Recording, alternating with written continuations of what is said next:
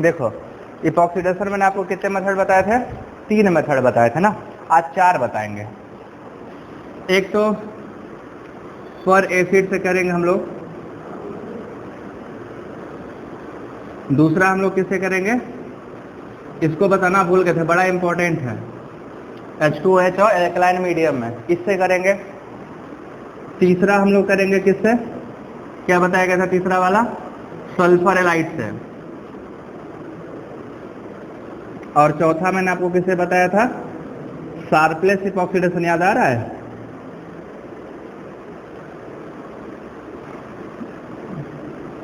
Sharpless epoxidation. अभी जो Sharpless epoxidation होता है भैया, इसका जो रिएजेंट होता है टाइटेनियम का आइसोप्रोप होता है 4 ठो, in the presence of tertiary butyl hydrogen peroxide and plus minus di ethyl tartrate. अब वो टार्टरेट क्या लेंगे वो बताएंगे हमको, पॉजिटिव लोगों तो क्या होगा, नेगेटिव लोगों तो क्या होगा। ये CSIR और गेट का सिलेबस होता है, डिटेल वहाँ पढ़ोगे, या बस नाम बता दूंगा, फंक्शन यहाँ बता दूंगा, वहाँ डिटेल बताऊंगा। और पांचवा रिएजेंट है वैनेडियम एसीटेट, ठीक है, वैनेडियम एसीटेट। ये भाई साहब ही इपॉक्सीडेशन बहुत तगड़ा करता है। तो इपॉक्सीडेशन के लिए हम लोग इतने रिएजेंट यहाँ पे यूज करने वाले हैं, एक एक करके सारा पढ़ेंगे, इपॉक्सीडेशन क्या है, कैसे होता है, सबका मैकेनिज्म डिटेल में करेंगे, ठीक है। सबको एक एक करके स्टार्ट करते हैं।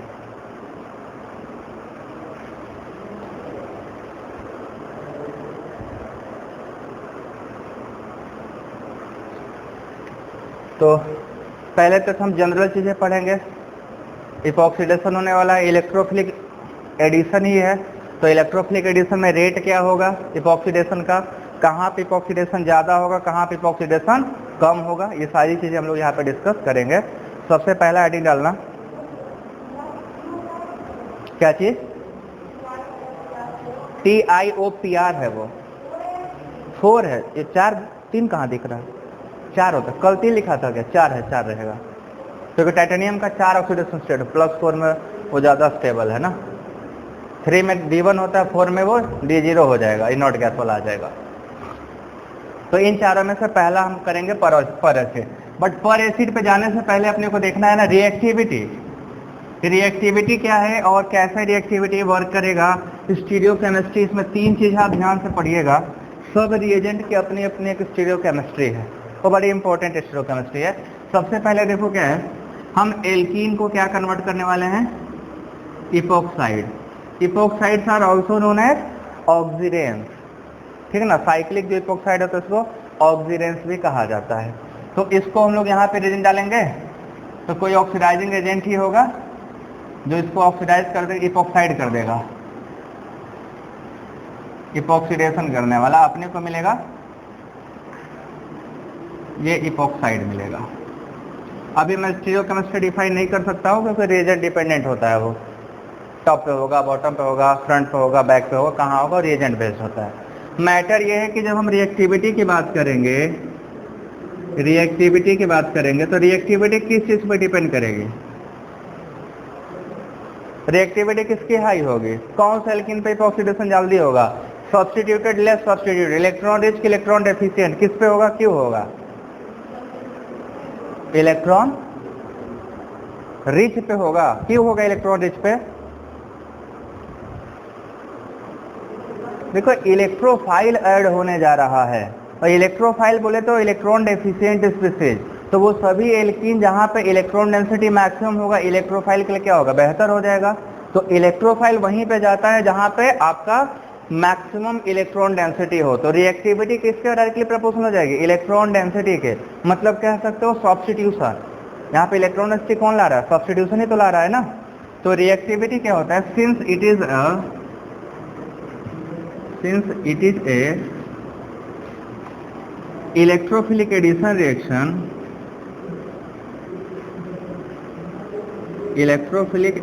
reaction, therefore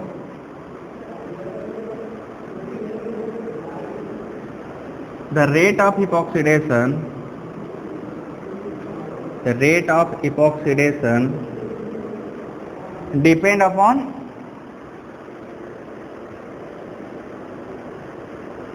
electron density of alkene, alkene के इलेक्ट्रॉन डेंसिटी के डायरेक्टली प्रोपोर्शनल होगी। तो सीधे क्या कर लेंगे हम लोग, रेट ऑफ इपॉक्सीडेशन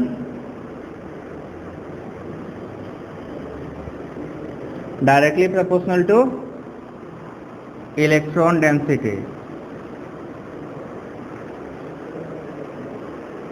या कह सकते हो सब्स्टिट्यूशन। जितना ज्यादा सब्स्टिट्यूशन होगा रेट ऑफ इपॉक्सीडेशन उतना ही ज्यादा होगा। आप सब्स्टिट्यूशन बढ़ाते जाइए, रेट क्या होगा, बढ़ता चला जाएगा। अभी विथ डेटा मैं आपको दे रहा हूं कि इस पे किस रेट से इपॉक्सीडेशन होता है। ठीक है, इसको बना लो।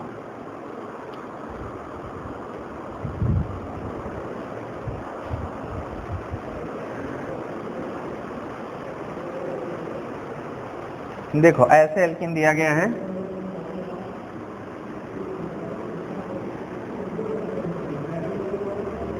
इसका रिलेटिव रेट है 1, इसका 25 है, इसका 500 है, इन दोनों का लगभग बराबर।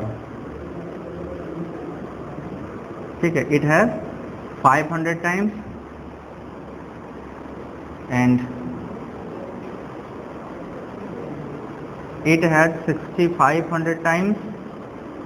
और अगर टेट्रा सब्स्टिट्यूट, और गलत लगा रहे हैं ना साइन, रेट इधर बढ़ रहा है, और जो टेट्रा सब्स्टिट्यूटेड हो जाएंगे they have much much much greater than 6500 time. तो इसके रिलेटिव में इसको 1 मान के जब किया गया तो इनमें इसके कितना 25 गुना तेजी से इपॉक्सीडेशन होता है। यहाँ पे 500 time much faster than this, इसका 6500 and much faster than this, और उसका 6500 से बहुत ज्यादा। तो क्या दिख रहा है, सब्स्टिट्यूशन जैसे जैसे बढ़ा है, मोर सब्स्टिट्यूशन मतलब मोर इलेक्ट्रॉन रिच, वहाँ पे एल्किल ग्रुप लगे हैं, they enhance the electron density of alkene, that is why we are observing the maximum rate of epoxidation.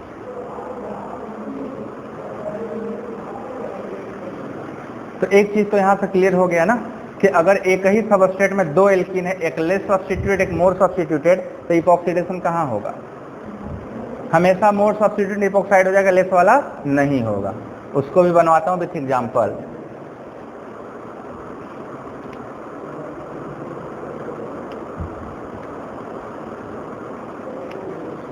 Epoxidation करते समय 2-3 प्रॉब्लम्स आती है, उन्हीं को डिसाइड करके हमें क्लियर कराना है ना। वो एमसीपी भी दुष्ट है, कीटोन मिलेगा तो एस्टर बना देगा, एल्कीन को त्याग देगा वो, तो वो हमको पूरा क्लियर करना क्यों ऐसा हुआ। ये छप गया, छप गया। एक नोट लिखना है, लिखो नोट। नोट में लिखना कि एक ही सबस्टेट में एक से अधिक एल्कीन है तो जो मोस्ट सब्स्टिट्यूटेड होगा that will be undergo epoxidation. ठीक है, लिखो। देखो इन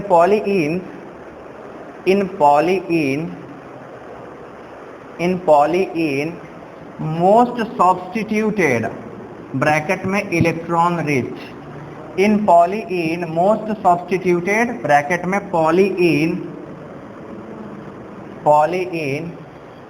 undergo epoxidation with maximum efficiency, undergo epoxidation with maximum efficiency, undergo epoxidation with maximum efficiency। Maximum efficiency का मतलब क्या हुआ कि सबसे ज्यादा प्रोडक्ट वहीं पे मिलेगा। देखो मैं आपको 2-3 एग्जांपल्स दूंगा, ध्यान से देखो। ये एल्कीन है भाई, ठीक है, एक एल्कीन ये है,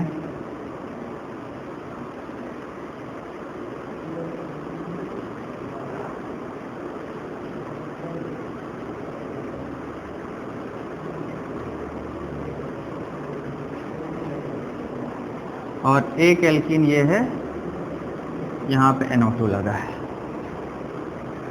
एक सबस्ट्रेट इसमें एल्कीन और एल्काइन दोनों लगे हुए हैं।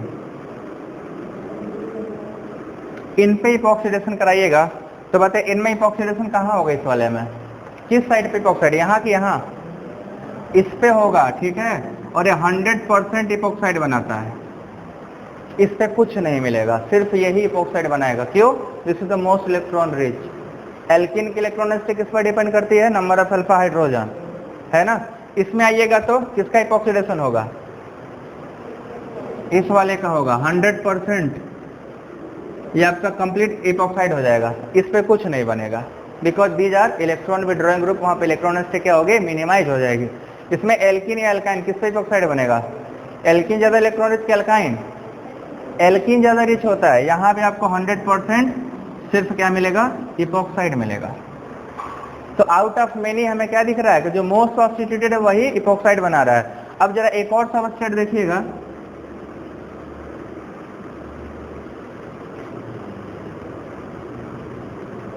इन दोनों में से कहाँ इपॉक्सीडेशन होगा?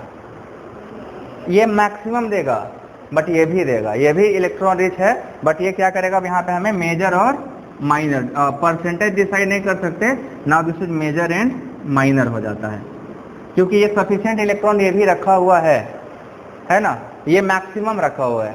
तो ये 90% और 99% बन जाए तो 1% ये भी मिलेगा, बट इनमें क्या था? सबसे पुअरेस्ट है ना, उसके कंपेरिजन में इसकी स्टेबिलिटी बहुत ज़्यादा है, तो आपका सबसे ज़्यादा इपॉक्साइड बनाएगा। तो रेट ऑफ इपॉक्सीडेशन किस पे डिपेंड कर रहा है? इलेक्ट्रॉन डेंसिटी पे। ठीक है, छाप लीजिए, इसको याद रहना चाहिए।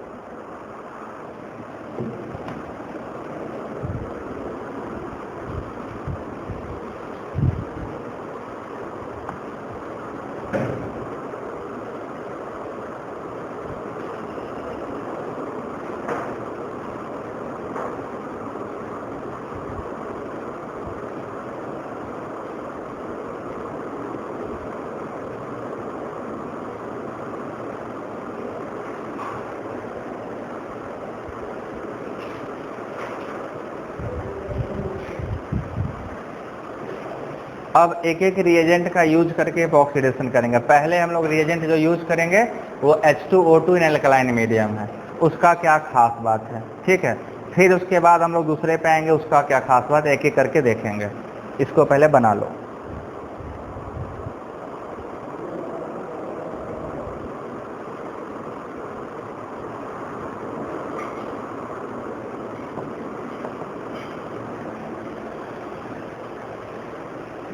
मिटा दो इसको।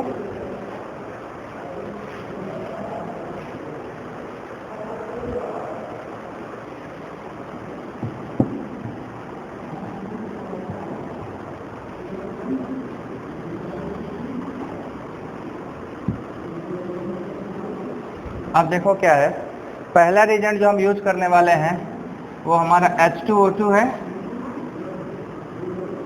इन एल्कलाइन मीडियम, ठीक है। समटाइम टर्सरी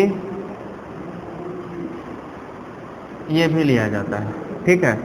तो एल्कलाइन मीडियम में जब इपॉक्सीडेशन करो इसका क्या बेनिफिट है? ये कंजुगेटेड डबल बॉन्ड अगर होगा, अगर कहीं पे कंजुगेटेड डबल बॉन्ड का 3 केस आएगा, पहले यहाँ कराएंगे, अभी MCTBA वाला में भी आएगा, और उसके बाद एक तो केस आएगा सल्फर एलाइड में, तीनों में डिफरेंस होगा, उसको हम लोग इधर कंपाइल करेंगे, ठीक है। क्या होगा जरा ध्यान से देखो। जैसे मान लो कोई इनोन तो पढ़ा ना हम लोगों ने, हमारे पास रिएजेंट्स हैं, कुछ ऐसे रिएजेंट हैं जो इसको इपॉक्साइड में बदल देंगे,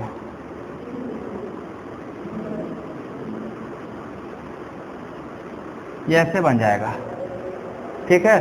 और कुछ रिएजेंट अपने पास ऐसे हैं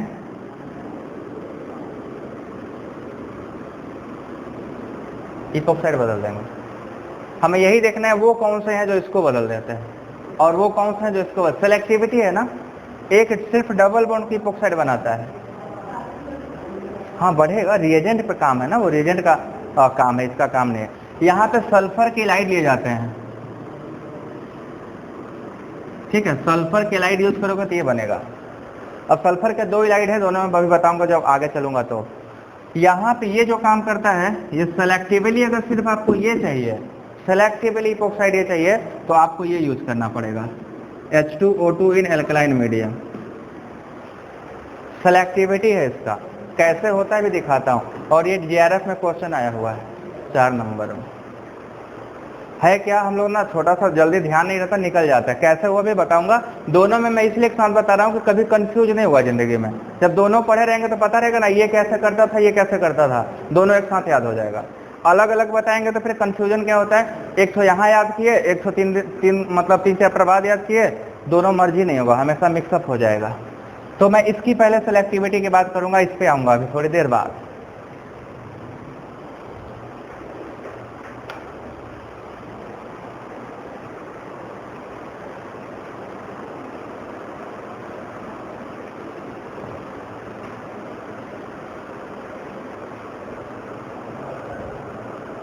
बना लीजिए, इसको बना दीजिए।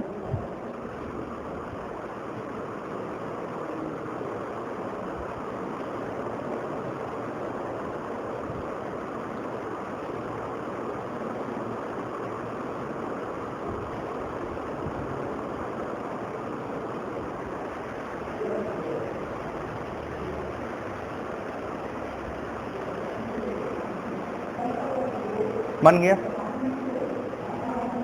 सल्फर क्लाइड इसको कैसे चूज करते हैं, इसको ये क्यों चूज करता है, दोनों में दिखा रहा हूँ डिफरेंस क्या है। पहले हम लोग H2O2 वाला करने जा रहे हैं।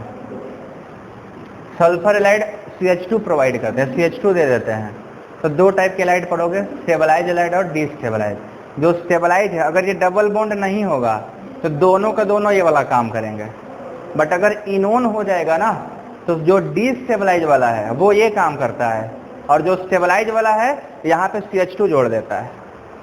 दिखाऊंगा अभी, यहाँ पे नहीं, वहाँ जब बताऊंगा तब। इस पर साथ जैम में आया था ना, इलाइट से क्वेश्चन आया था। अब देखो ये कैसे करता है अपना H2O2।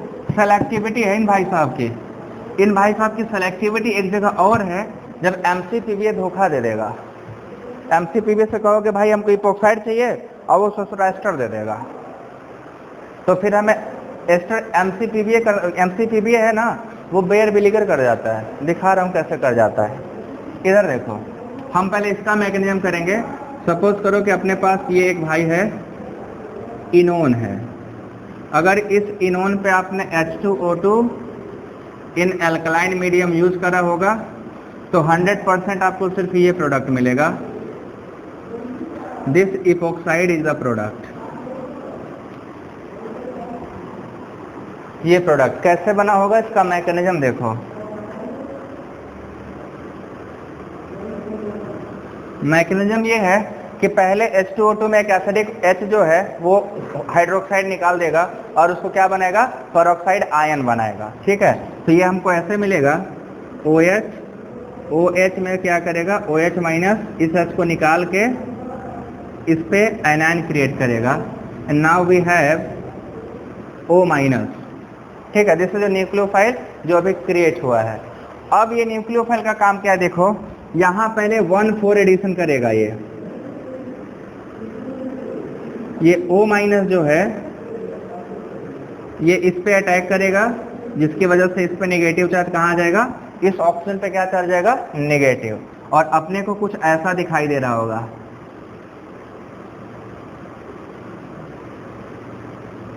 ना दिस इज O माइनस और ये डबल बॉन्ड है ना, ये बनेगा कि नहीं बनेगा। तो अब देखो जरा, पेरोक्साइड का बॉन्ड वीक होता है, दिस पेरोक्साइड लिंकेज है वीक होता है। ये O माइनस जब रिटर्न करेगा तो आपको मैंने बताया था माइकल एडिसन में, वो इलेक्ट्रोफिलिक पार्ट पे तुरंत ही अटैक कर जाता है। This oxygen is now behave as a electrophilic part. ये निगेटिव ले लेता है और ये क्या लेता है, पॉजिटिविटी बियर करता है। ये निकल के सीधे इस पर अटैक कर देगा। तो एक कार्बन ऑक्सीजन पहले से था, now this carbon is also going to form a carbon oxygen bond. तो क्या फॉर्मेशन हो रहा है, इपॉक्साइड बन रहा है। तो हमें क्या प्रोडक्ट मिला, ये ऑक्सीजन वापस आ गया अपने घर और ये हमको क्या दे रहा है, इपॉक्साइड दे। क्लियर हुआ। ये हमेशा सेलेक्टिवली कुछ भी रहे, कितना भी रहेगा, कंजुगेटेड रहेगा, H2O2 सिर्फ एल्कीन पे जाके क्या करेगा, इपॉक्साइड का फॉर्मेशन करेगा। ठीक है, अब ये कंपटीशन कर दूंगा तो क्लियर हो जाएगा। और इसको पहले बना लीजिए।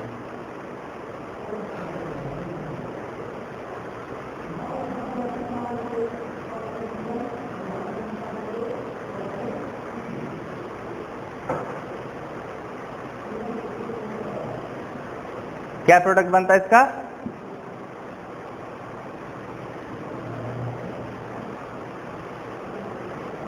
दोनों में से कोई बना सकते हो। मेथिल को नीचे भेज दोगे, इसका मतलब इपॉक्सीडेशन ऊपर से हुआ है।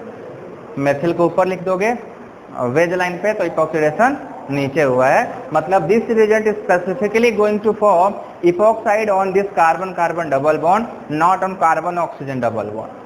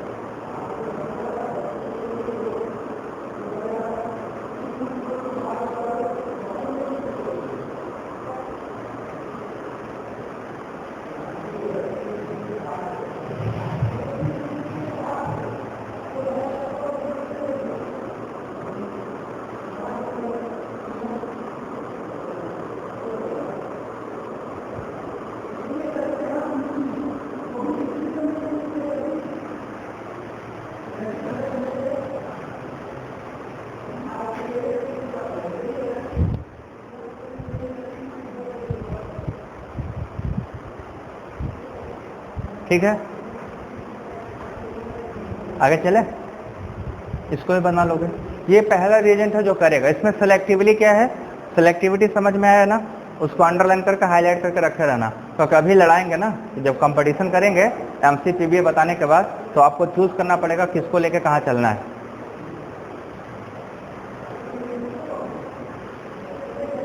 चले आगे।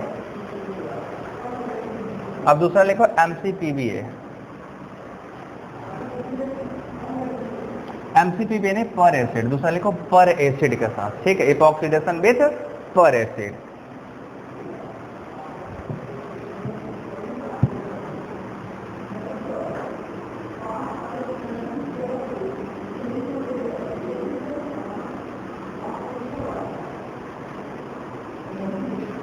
इपॉक्सीडेशन विथ पर एसिड।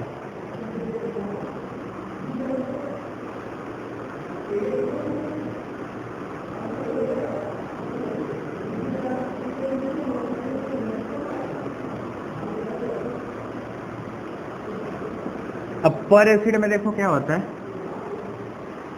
एक तो पैरासाइट लिंकेज होता है, this is a type of पर एसिड, ठीक है। आर को हम बदल सकते हैं अपने अकॉर्डिंग, तो पर एसिड चेंज हो जाएगा। जैसे एक है ट्राईफ्लोरो पर एसिटेट, ठीक है, ये एसिटिक एसिड का है ना, तो ट्राईफ्लोरो पर एसिटिक एसिड।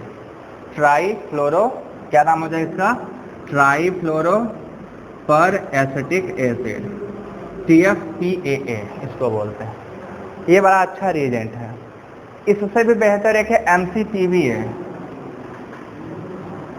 MCPBA का पूरा नाम क्या है, मेटाक्लोरो पर बेंजोइक एसिड, ठीक है, मेटाक्लोरो पर बेंजोइक एसिड।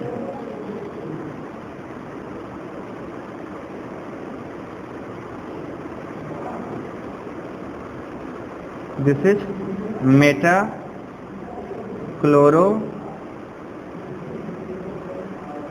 पर बेंजोइक एसिड। ये दोनों बेहतरीन इपॉक्सिडाइजिंग एजेंट है एल्कीन को। ये सब एल्कीन को क्या करते हैं, इजीली इपॉक्साइड कर देते हैं, ठीक है। तो अब इनसे करके हम देखेंगे मैकेनिज्म कैसे होता है, इनका मैकेनिज्म क्या कैसे बेनिफिशियल है। इनकी स्टीरियोकेमिस्ट्री तीनों पढ़नी है, बना लीजिए इसको।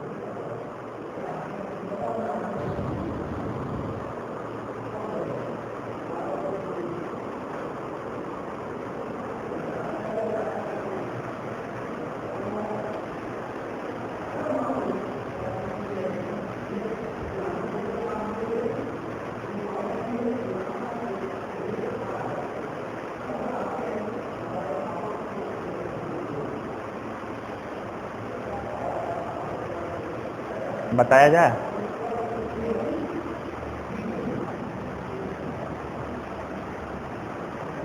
एक जनरलाइज रिएक्शन करेंगे, उसका मैकेनिज्म करेंगे, फिर स्पेसिफाइड करेंगे।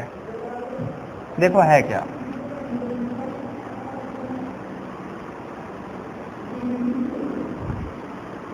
जैसे मान लो कि अपना ये एल्कीन है, ये किस टाइप का एडिशन है? सीन एडिशन करते हैं। इपॉक्साइड हमेशा एक ही प्लेन से बनेगा, या तो ऊपर से आएगा या तो नीचे से। ऐसा नहीं एक ऊपर से तो नीचे से, ऐसा होगा क्या? एक बॉन्ड सी से एक बॉन्ड ट्रांस, ऐसा नहीं होगा। इपॉक्सीडेशन हमेशा सीन ही होता है, ठीक। इपॉक्साइड अपना दोनों का जो बॉन्ड बनाएगा वो एक ही प्लेन पे रहेगा। अब हमको ये देखना है कि कोई अगर सब्स्टिट्यूशन लगा हुआ उसके एलाइलिक पोजीशन पे, तो उसके रेस्पेक्ट में क्या होगा, तो अभी उसका डिस्कशन करूंगा। बट जिस कार्बन पे जैसे मान लो यहाँ पे जोड़ना है, तो इपॉक्साइड सेम प्लेन से बनेगा, चाहे एबव बने चाहे बिलो, क्योंकि जो साइक्लिक रिंग बन रहा है इपॉक्साइड का वो हमेशा ऑन द सेम प्लेन बनता है। इसको क्या बोलोगे?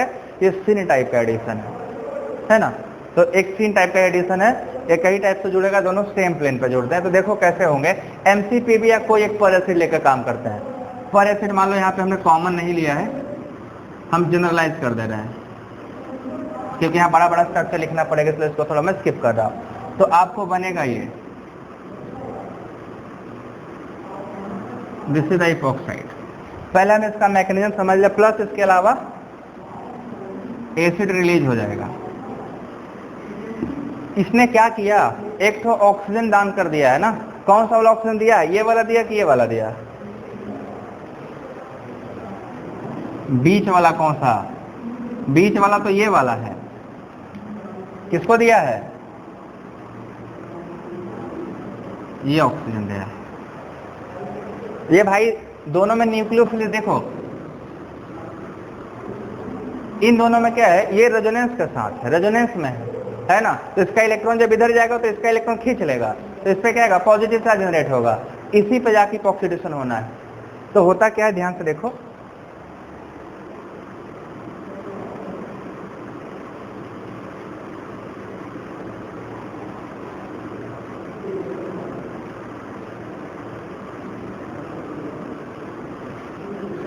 ये एक ही स्टेप का रिएक्शन है।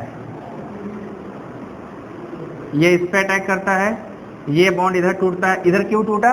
Because this is going to be better leaving group, acetate ion बनेगा ना, और रेजोनेंस स्टेबलाइज हो जाएगा, इसलिए वो टूट रहा है। जब वो टूटेगा तो ऑक्सीजन पे क्या चार्ज आ जाएगा, पॉजिटिव चार्ज। तो पॉजिटिव चार्ज को मेंटेन करने के लिए हाइड्रोजन क्या करता है, अपना इलेक्ट्रॉन इसको देकर निकल लेगा, है ना। तो जब देगा तो ये वाला कहाँ अटैक कर देगा, इस पे अटैक कर देगा। तो ये साइमल्टेनियस स्टेप में होता है, कई स्टेप में ये काम होगा। ये इस पे अटैक करेगा, ये बॉन्ड टूट जाएगा, तो ऑक्सीजन के एक लोन पर भी चला गया, बॉन्ड भी टूट गया, तो पॉजिटिव चार्ज। अब पॉजिटिव चार्ज जैसे ही आएगा, हाइड्रोजन अपना इलेक्ट्रॉन देके निकल लेगा, तो फिर लोन पेयर। और लोन पेयर क्या करेगा, देखेगा भाई इसने हमको दिया था, तो इस पे पॉजिटिव चार्ज होगा, तो ये अपना लोन पेयर इसको दे देगा। तो एक ही स्टेप में क्या हो जाएगा, आपका एक ट्रांजिशन स्टेट बन रहा है, बन रहा है ना। ये बॉन्ड फॉर्मिंग, ये बॉन्ड ब्रेकिंग, ये bond breaking,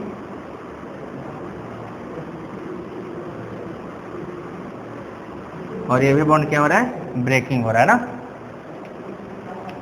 breaking, forming, forming, breaking, forming. और यहाँ जब टूटेगा तो ये वाला बॉन्ड इधर से इधर जाएगा, तो ये वाला रेजोनेंस इधर करेगा, ये नेगेटिव से इधर करेगा तो इधर चलाएगा, ठीक है। तो एक ट्रांजिशन स्टेट बनेगा आपको, ये दो बॉन्ड फॉर्म और ये दो बॉन्ड ब्रेक हो रहे होंगे साइमल्टेनियसली, और फिर आपको क्या देगा, ये फाइनल प्रोडक्ट देगा। ये इस हाइड्रोजन का एक ना ट्रांजिशन स्टेट में बहुत बड़ा रोल हो जाता है। क्या रोल हो जाता है पता है, इसको तो बाहर जाना है ना।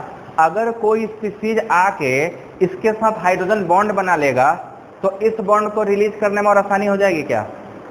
अगर ये हाइड्रोजन बॉन्ड से जुड़ गया तो इसको ले जाने वाले कोई आ जाएंगे तो आसानी से चले जाएंगे, तो इपॉक्सीडेशन का रेट क्या होगा, और फास्ट हो जाएगा।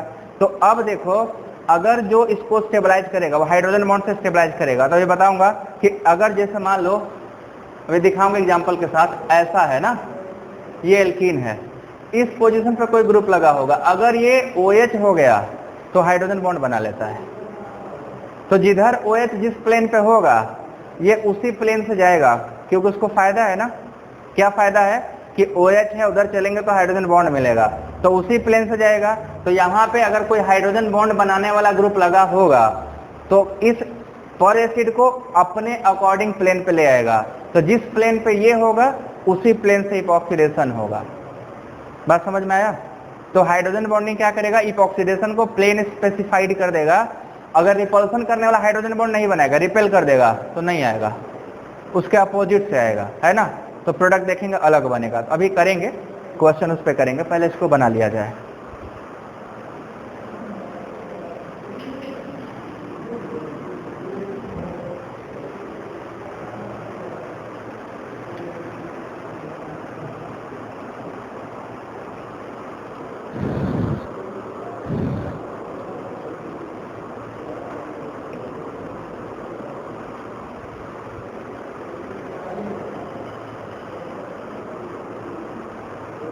अब इसकी जो गंदी आदत है वो भी बताना पड़ेगा ना, एम्फीपर एसिड्स के वो क्या गलती कर देते हैं, जिसकी वजह से कभी कभी गुस्सा लगता है कि इनको नहीं लिया जाएगा। केवल एल्कीन रहेगा तो ये बड़े अच्छे रिएजेंट हैं, बट अगर कहीं कीटोन एल्डिहाइड भी प्रेजेंट है तो ये डाइवर्ट हो जाते हैं, और इनका डाइवर्जन क्या कर देगा, सीधे प्रोडक्ट का स्ट्रक्चर ही बदल देगा। कैसे, सवाल आता है कैसे, बताते हैं। देखिए तो चल रहा है ना प्रॉपर, मेरा सही चल रहा है, आवाज आवाज ले रहा है, ठीक है।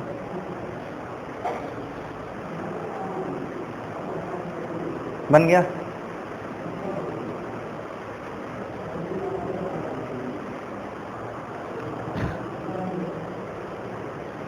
अब एक बात तो समझ में आ गया यहाँ पे क्लियर कट एकदम, कि एल्कीन जितना ज्यादा इलेक्ट्रॉन रिच होगा ये उसी पे जाके इपॉक्साइड बनाएगा, है ना।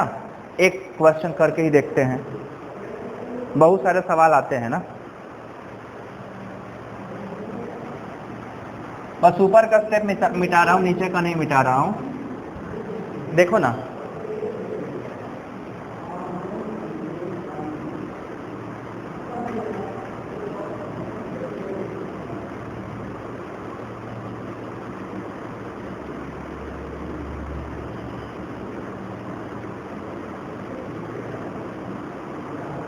अगर यहाँ पे MCPB डालते भैया तो क्या होता,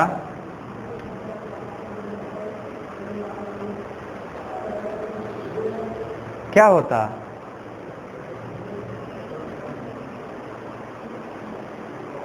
कहाँ होता है, लेकिन दो ठो दिख रहे हैं। इस पे होगा, कंप्लीट इसी पे होगा, इस पे तो होगा ही नहीं, ठीक है ना। तो अभी सेलेक्टिविटी बताया गया, क्या सेलेक्टिविटी है, more electron will form epoxide, less electron rich वाले नहीं बनाएंगे। तो आपके इपॉक्सीडेशन मोर सब्स्टिट्यूट वाले पे ही जाके होगा, ठीक। तो ये सब चूज करना सीख लेना, ऐसा नहीं कि पता चला दे दिया और गलती सलती करके चले आए प्रोडक्ट में, ऐसा नहीं चलेगा।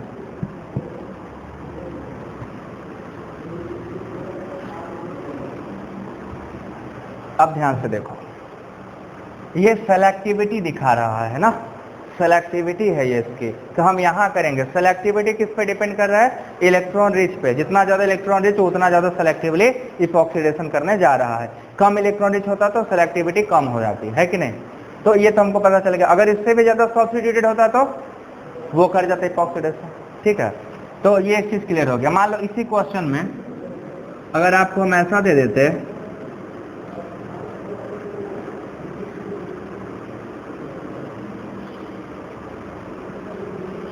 तो कहाँ होता, तब नीचे ये करता है इपॉक्सीडेशन, है ना।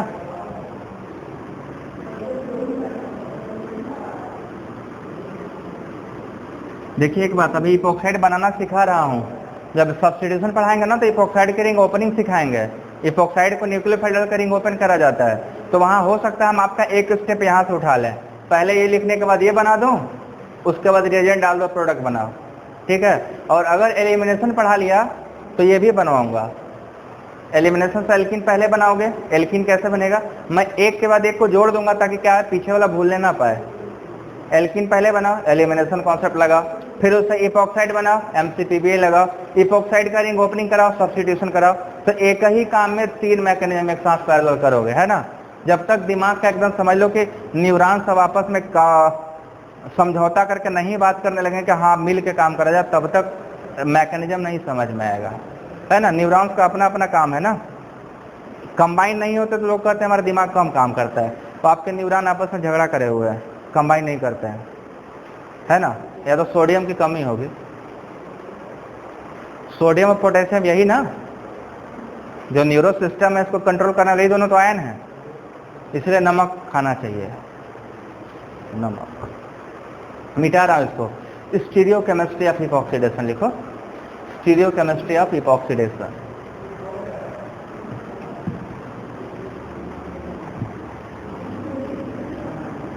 हाँ एस्टर भी बनवाएंगे, पहले स्टीरियोकेमिस्ट्री करा लेता हूँ ना।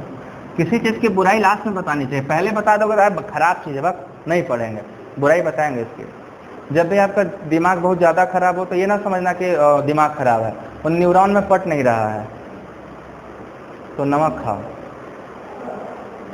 ठीक हो जाएगा। देखो स्टीरियोकेमिस्ट्री क्या है इपॉक्सीडेशन का,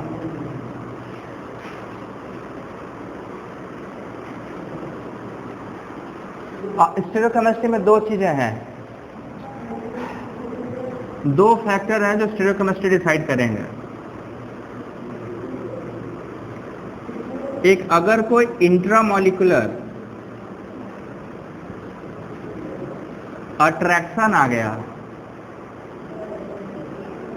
तो क्या फायदा होगा, ट्रांजिशन स्टेट स्टेबलाइज हो जाएगा। अट्रैक्शन हमेशा स्टेबिलिटी को बढ़ाता है, ठीक है। तो अट्रैक्शन क्या करेगा, increase the stability of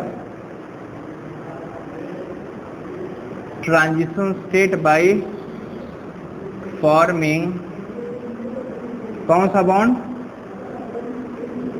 H bonding, ठीक है। तो बेसिकली ये वाला जो काम करते हैं, जब OH लगा होता है, NH2 लगा होता है या फ्लोरीन लगा होता है, ये तीनों हाइड्रोजन बॉन्ड करके उसको स्टेबिलिटी प्रोवाइड कर देते हैं, ठीक है। और दूसरा स्टेरिक हिंड्रेंस, स्टेरिक हिंड्रेंस क्या करेगा, और ट्रांजिशन स्टेट जो ट्रांजिशन स्टेट है उसको रिपेल करके डिस्टेबलाइज कर देगा। तो अब जरा देखो, अगर स्टेबलाइज करेगा तो ट्रांजिशन स्टेट हमेशा क्या करेगा, इन सब जिधर इधर जिस साइड ये होंगे उन्हीं के साइड से आएगा ना। तो इपॉक्सीडेशन का क्या फेस होगा, the same face as they are present, क्योंकि स्टेबलाइज कर रहा है। और जो डिस्टेबलाइज करेंगे उनके उल्टा जाएगा, क्योंकि भाई तुम्हारे साइड आएंगे तो रिपेल करके भगा दोगे, तो हम तुम्हारे से जस्ट उल्टा साइड आएंगे। ये भाई बुला के हमको क्या कर दे रहे हैं, गले लगा रहे हैं हाइड्रोजन बॉन्डिंग जैसा, तो स्टेबिलिटी मिलेगी तो उसी साइड से आएंगे। तो यहाँ पे इपॉक्सीडेशन क्या होगा, same face as OH NH2 और F, जिधर ये भाई लोग होंगे उधर ही आएगा। गेट 2020 का क्वेश्चन था, गेट 2020 में यही आया था, ठीक है। 21 में नहीं 20 में, तुम्हारा जस्ट पीछे आया था। इपॉक्सीडेशन पे क्वेश्चन में लिखूंगा क्या था वो। और स्टेरिक हिंड्रेंस क्या करेगा, repel transition state, therefore epoxidation takes place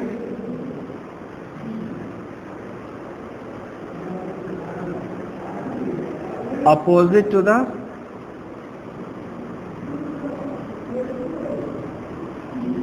groups, जो भी ग्रुप लगे होंगे उसके अपोजिट पे जाके काम होगा। इसको विथ मैकेनिज्म समझेंगे कैसे।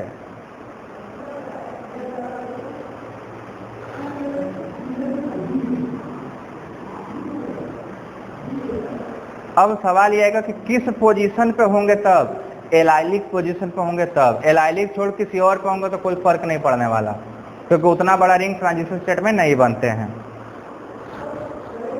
बना लो।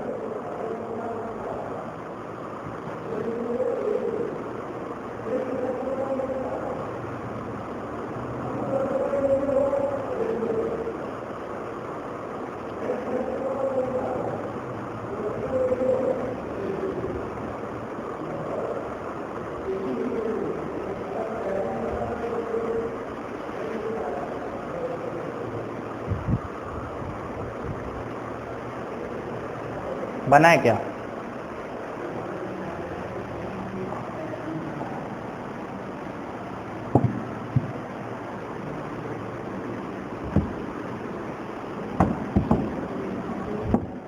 देखो क्या होता है, when substituent present at allylic position will decide the stereochemistry of epoxidation.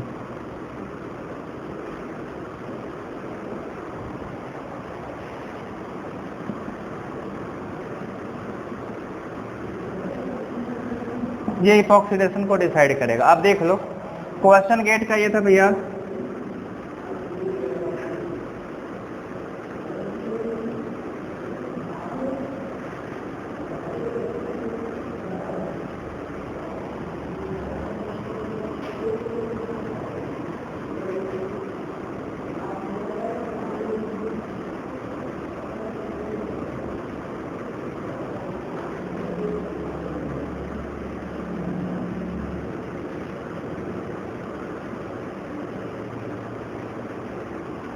कभी कभी तुम लोग क्या गलती करते पता है, x इधर लिख देंगे y इधर लिख देंगे ना, तुम क्या करते, तुम्हारे जमा x है, इधर वाला हमेशा x रहता है, इधर वाला y, तो प्रोडक्ट देख के मार कर चले जाओगे बड़ी खुशी खुशी।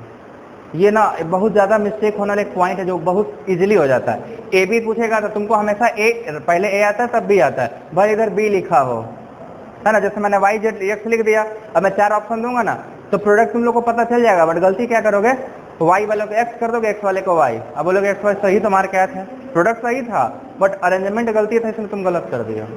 तो थोड़ा ये सब देख लेना, ये ह्यूमन एरर है जिसको सिर्फ जो देता है वही एलिमिनेट कर सकते, कोई टीचर नहीं जाके ये सुनो सुनो उल्टा लिखे हो, वहां नहीं होता है, ठीक है। तो ये गलती नहीं करना, नहीं तो बस कपार पीटते रह जाओगे।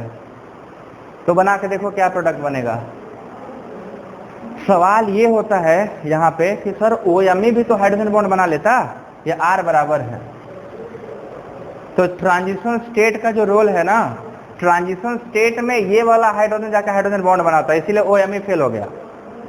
अगर ऑक्सीजन हाइड्रोजन बॉन्ड बना रहा होता तो OMe भी बना देता, बट देखना ट्रांजिशन स्टेट बताएगा कि ये भाई लोग नहीं करेंगे ये काम, क्योंकि जो ये वाला H है वो ट्रांजिशन स्टेट को स्टेबलाइज करता है। मैं क्या ट्रांजिशन स्टेट बना दूं क्या, देखना कैसे होगा जो बनेगा इपॉक्सीडेशन में, ऐसा होगा। क्वेश्चन देख लेना, जब ये OH ऊपर होगा, जब ये OH ऊपर होगा ऐसा होगा, ठीक है। उस केस में इपॉक्सीडेशन किधर से हो रहा होगा, ऑन द अपर प्लेन से, और जब अपर प्लेन से होगा तो इस पे एक हाइड्रोजन था ना, और एक याद करो ऑक्सीजन इधर था और एक ऑक्सीजन इधर था, ये वाला, ये R से जुड़ा था। ये स्ट्रक्चर देखे हो ना, अभी था ना, तो देखो क्या होता है, यहीं पे फायदा है पूरा। लालच क्या है ना, लालच सब कुछ करवा देता है। क्या करवा रहा है देखो, ये इसको अट्रैक्ट कर दिया हाइड्रोजन बॉन्डिंग से, है ना, ये इसको अट्रैक्ट कर लेगा। क्यों अट्रैक्ट कर रहा है देखो, ये वाला बॉन्ड टूट के क्या होगा, कुछ देर बाद इधर ही तो जा रहा है, जाएगा ना। तो जब इधर जाएगा तो ये वाला बॉन्ड पे क्या आएगा, नेगेटिव चार्ज, तो नेगेटिव पड़ोसी का हाइड्रोजन तुरंत खींचेगा कि कोई नेगेटिव रहना पसंद नहीं करेगा। तो एक ट्रांजिशन स्टेट देखो कैसा बन रहा है, we are getting this type of a transition state. ये हाइड्रोजन बॉन्ड इससे बना लिया क्योंकि इसको हाइड्रोजन चाहिए कुछ देर बाद, ये इसके साथ बना लिया, क्यों, क्योंकि जब ये टूटने जाएगा यहाँ से तो ये वाला इलेक्ट्रॉन इसके पास आएगा, है ना। तो ये हाइड्रोजन बॉन्ड यहाँ बना लिया। आप देखो जरा, ये जो OH है, this OH is involving in hydrogen bonding, और यही OH की जगह OMe कर देंगे तो हाइड्रोजन बॉन्ड नहीं होगा, ये Me हो जाएगा कि नहीं, तो नहीं ना होगा। इसीलिए OMe में आपको प्रोडक्ट उल्टा मिलेगा। X का स्ट्रक्चर कैसे होगा, प्लेन के एबव के प्लेन के नीचे, है ना। यहाँ पे आपका क्या था, हाइड्रोजन प्लेन के ऊपर आ जाएगा, तो इपॉक्सीडेशन किधर से हुआ, प्लेन के नीचे से हुआ। दिस इज OMe, देखो उल्टा हो गया कि नहीं प्रोडक्ट। और इस साइड जब आओगे तो किधर रहेगा, क्योंकि R बराबर OH है, तो नाउ व्हाट इज Y में epoxidation on the same plane से बना। क्या अब क्लियर हुआ आपको ये बात। और यहाँ जो भी ग्रुप लगा होगा वो नीचे चला जाएगा।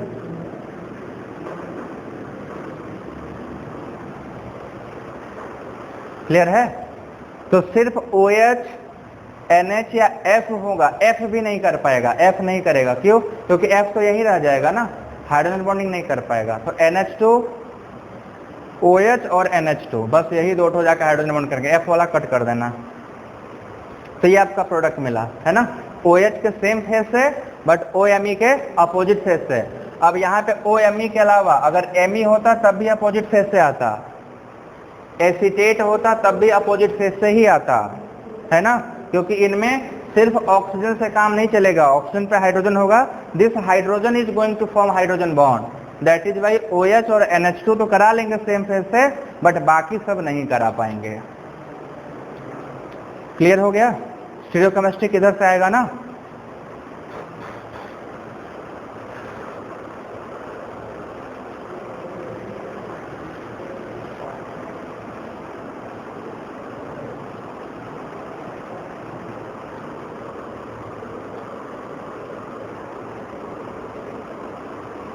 क्वेश्चन करें 2-3 ठो और मिटा लो तब, बना लो तब।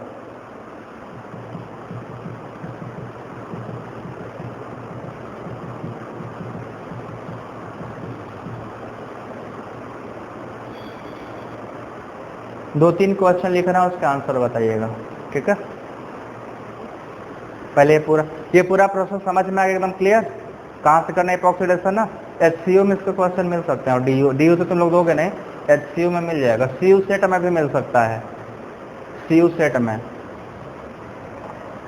ये क्या है ना, पेपर सब देना, भले एडमिशन ना लेना, पेपर देने से हमेशा अपना एनालिटिकल जो एलिजिबिलिटी है, हम कितने पढ़े हैं, इतनी तैयारी में क्या आता है, आना चाहिए भाई। पहले एग्जाम देखो हम क्या बोलते हैं, सारे एग्जामिनेशन निकालो, जब कोई ये कहे ना सीट बर्बाद कर दिए, तो कहना बर्बाद नहीं किए हैं, तुम मेहनत कम किए हो, तुमको और मेहनत, हम नहीं करते कोई और लेके जाता, तुम इतना मेहनत करो कि हमारे बराबर कर लो ना, तब ना कहेंगे तुम हमें बर्बाद करो। हम तो चाहते हैं कि हम मतलब ये नहीं कहना कि हम बर्बाद होना चाहते हैं, बट आप इतना मेहनत करिए कि हमसे ऊपर लाइए, ताकि हम और करने को बाध्य हो जाए। तो कोई जब कहता है कि अरे यार तुम्हारा तो हो गया, एक BHU में हो गया, चाहे कहीं एक जगह हो गया, दूसरा सीट ना बर्बाद करो, ये जानते हैं बहुत निगेटिव वो लोग होते जो मेहनत नहीं करना चाहते। तो ऐसे लोग को मेहनत करके छोड़ दो पीछे, कि आज नहीं कल, कल नहीं परसों, तुम कितने दिन हमारे वजह से आगे बढ़ोगे। आप अपनी वजह से अपना जगह बनाओ ना, नहीं होता है यार तुम छोड़ दोगे तो मेरा एडमिशन हो जाएगा, तो वो छोड़ देगा तो ठीक है, छोड़ देगा हो जाएगा, बट तुम अपनी वजह से नहीं ना आ रहे हो। अपनी वजह से आना होता तो उसको छोड़ने की बात ही नहीं, तुम उसको पीछे छोड़कर खुद आगे होते।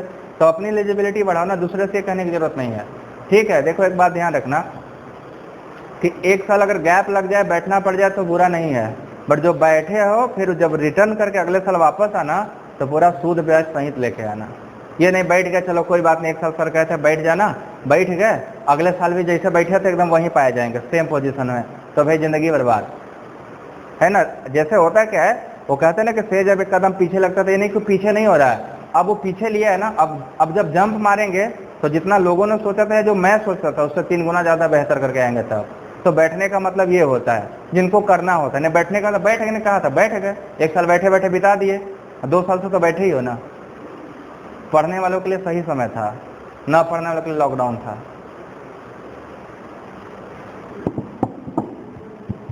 चलो अब देखो क्या करना है अपने को,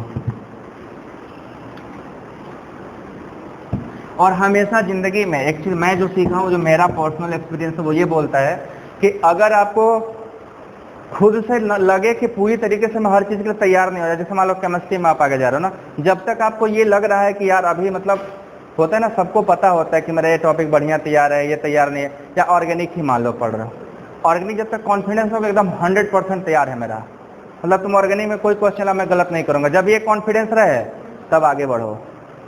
या फिजिकल इनऑर्गेनिक तुम्हें तो अभी तीनों पढ़ना पड़ेगा ना, जब तीनों में आपको लगे कि इतना कॉन्फिडेंस है कोई एग्जाम आएगा तो मेरे से छूटेगा नहीं, तब हमेशा आगे बढ़ता, रुकना मत।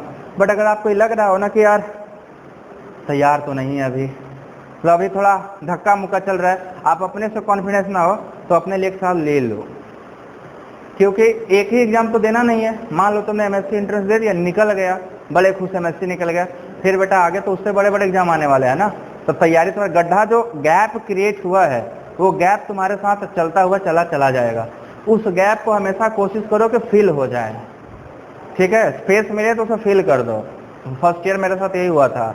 तो जो गैप था क्रिएट किया, बना तो पहले से ही था, क्या होता है शुरुआत में गड़बड़ हो जाता है। तो अगर कोई अपने कंटिन्यूटी में मेंटेन कर लेता है, पढ़ते पढ़ते उस गैप को फिल कर लेता है, कुछ लोगों से नहीं होता है।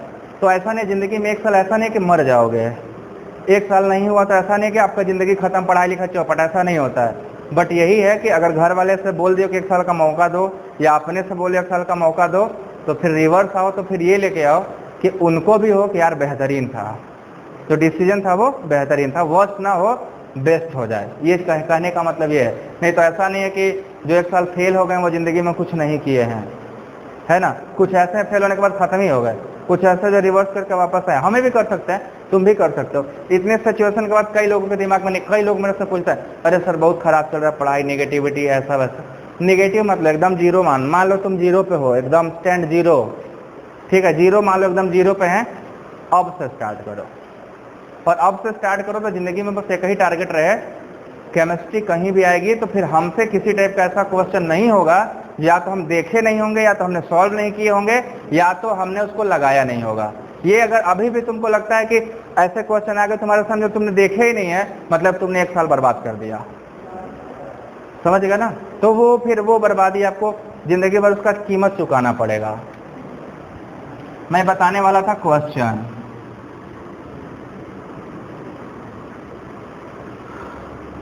ये बीएन का क्या मतलब होता है। ये देखो 3 वर्ड है, तीनों में जरा कंफ्यूज मत रहिएगा। एक बीएन लिखते हो, एक पीएच लिखते हो, एक एआर लिखते हो। मतलब इसका समझ रहे हो कुछ। चलो अपने से क्लियर करके एक दिन मुझे बताना कि तीनों का क्या अंतर है। तीनों सेम है क्या? नहीं है, तीनों सेम नहीं है। क्या है, अब तुम्हारे माथे पे तो कुछ छोड़ दें, सब हम ही कर दें।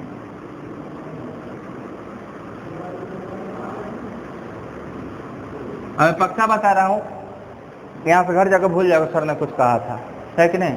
अब एक तो पता नहीं इलेक्ट्रोकेमिस्ट्री में यूनिट पूछे थे, कोई बताया आज तक? कोई नहीं बताया। तो हम दोबारा पूछे ही नहीं, तो आपकी भी तो जिम्मेदारी है कि हमको आगे तो बता दें। हम पूछेंगे तब बताओगे, सब कुछ पूछना पड़ता है बताने के लिए, ऐसा तो नहीं है। बहुत सारी चीज़ तो अपने से बता दी जाती है। हर चीज़ पूछे हमने तो 2-3 बार पूछा भी क्लास में ना, तो बताया है आज तक उसका।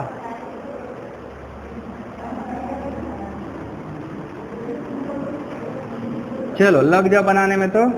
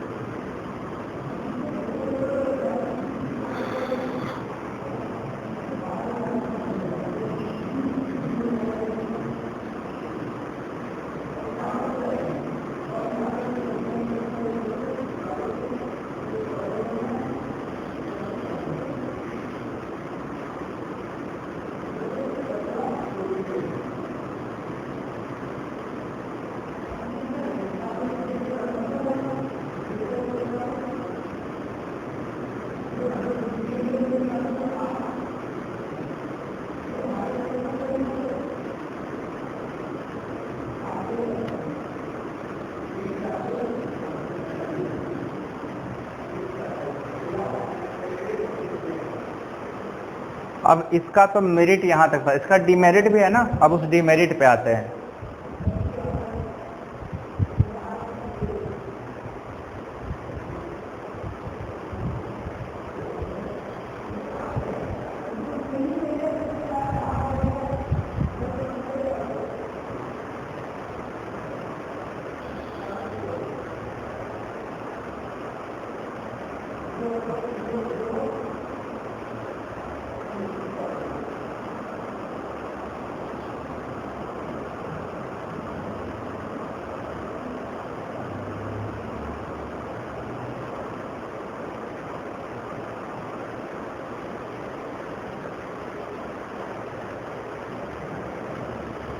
बन गया क्या?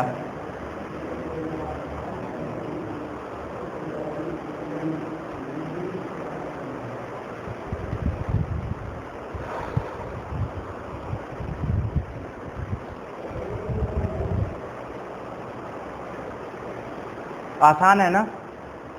इसमें कहाँ पे ऑक्सीडेशन होगा, इसका होगा किसका होगा, ऊपर वाले का होगा। ऊपर से होगा कि नीचे से होगा, एबव द प्लेन होगा ना।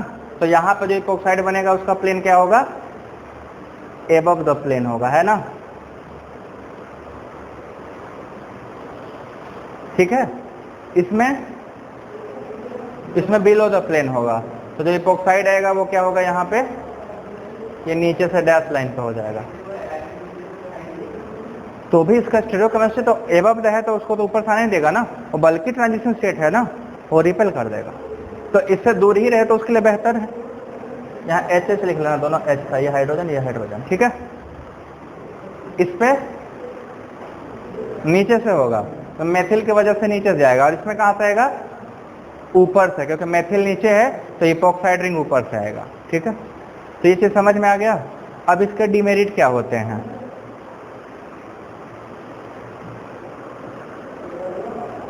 चलिए आगे बताएं डिमेरिट। ये डिमेरिट इसके ये है कि this reagent is also used in Baeyer विनेगर ऑक्सीडेशन। अगर एल्कीन के साथ कहीं कीटोन मिल गया तो ये भाई साहब क्या करते हैं, कीटोन पे जाकर रिएक्शन कर जाएंगे, ना कि एल्कीन पे करेंगे।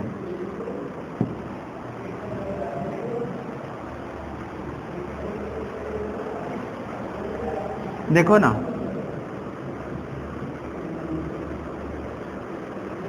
अगर एल्कीन लोगे तो MCPBA क्या देगा, इपॉक्साइड देता है, और अगर कीटोन लोगे तो सेम MCPBA क्या देता है,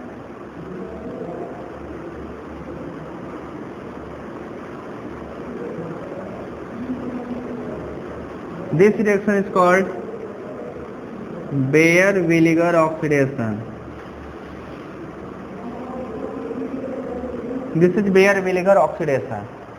तो अगर कहीं हमको ऐसा सबस्ट्रेट यूज करना पड़ा तब तो ये भाई धोखा दे देगा। MCPBA का रिएक्टिविटी कार्बोनिल से मच ग्रेटर है देन एल्कीन, है ना। Alkene is this, carbonyl is much polar, that is why that behave as a nucleophile. Oxygen जाकर जुड़ जाएगा, एल्कीन को त्याग देगा। अब एल्कीन बैठ के अरे हमको रिएक्शन तो इपॉक्सीडेशन का मतलब बुलाए थे, इपॉक्साइड बनाएंगे और बनवा दिए एस्टर, इसका तो मुंह फूल जाएगा, नहीं बनेगा ना। हम तो बड़ा खुशी खुशी चलो MCPBA मिला, हाँ ये सबस्ट्रेट है, एल्कीन हम देख रहे थे, इसको तो सोचा ही नहीं, डाल दिए और क्या खुशी खुशी बैठे इपॉक्साइड बन गया है, सारा रिएक्शन इपॉक्साइड कराया जा रहा, लास्ट में प्रोडक्ट क्या मिला, नहीं बना। गलती क्या किया, ढूंढना पड़ेगा ना, फिर से इन्वेस्टिगेट करना पड़ेगा गलती कहाँ हुआ। तो गलती यहाँ ये हुआ कि MCPBA की एफिनिटी कार्बोनिल के लिए ज्यादा है एल्कीन से, और अगर सबस्ट्रेट में कार्बोनिल मिल गया तो वो जाके कार्बोनिल पे जाकर रिएक्शन कराएगा, एल्कीन को छोड़ देगा। तो फिर गलती क्या हुआ, जो रिएक्शन करा रहे उसमें रिएजेंट का चूज आपने गलत किया है।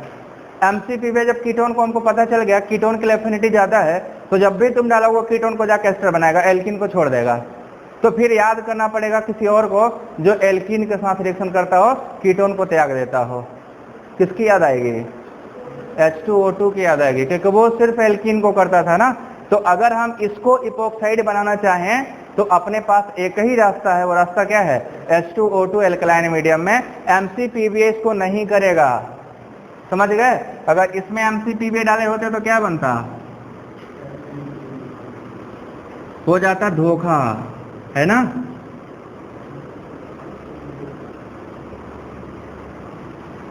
हो जाता कि जाना था जापान, पहुंच गए चीन, ये प्रोडक्ट मिल जाता।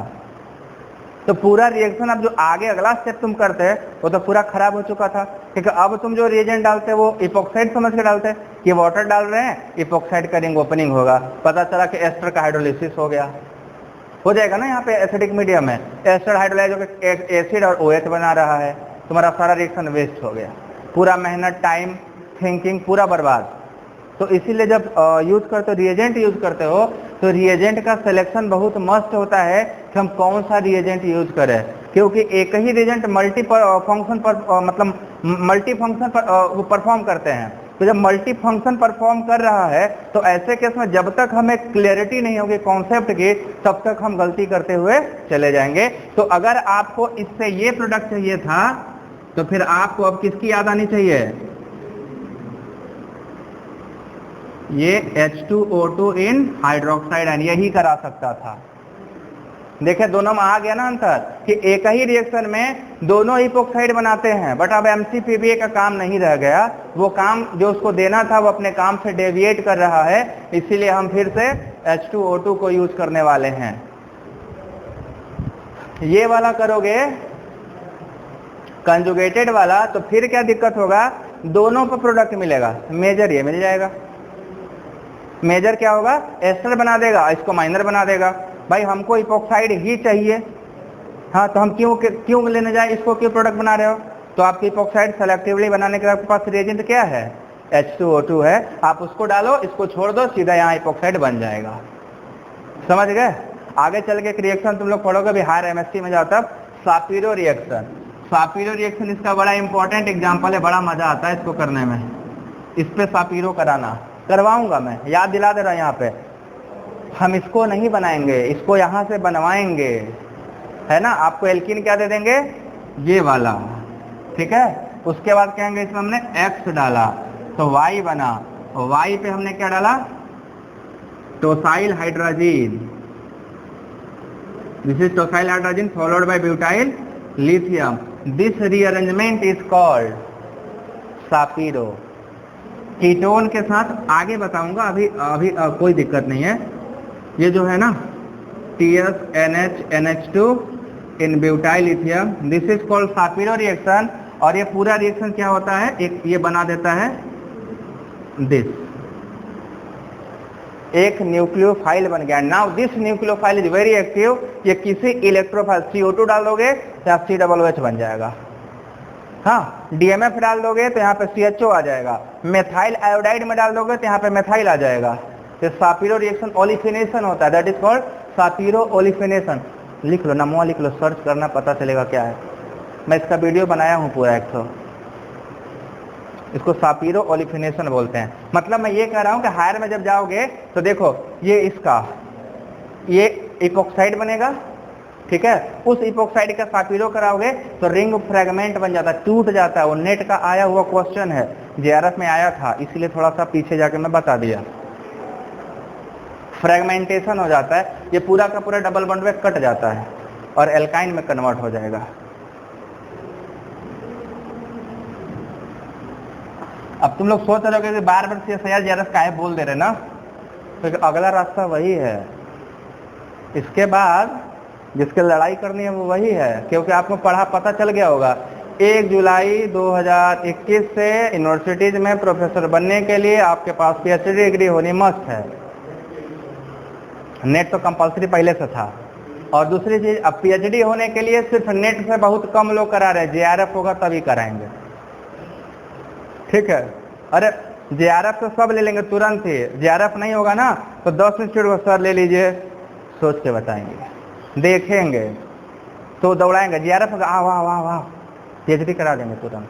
तो JRF की सीटें लिमिटेड है ना, JRF की सीटें लिमिटेड है, कंपटीशन उसी के लिए है, क्योंकि वो रहेगा तभी आपका PhD स्मूथली अच्छी जगह से हो जाएगा, अदरवाइज बहुत ज़्यादा कंपटीशन हो जाएगा, थोड़ा भाग दौड़ हो जाएगा।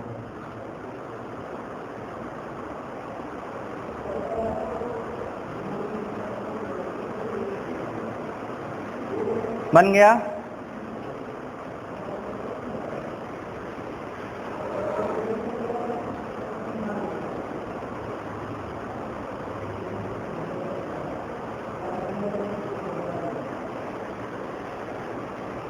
ठीक है, आगे चले,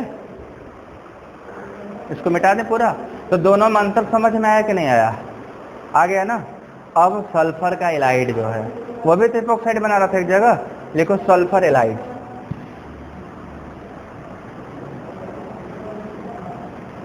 आज मजा आ रहा है पढ़ने में ना, आ रहा है।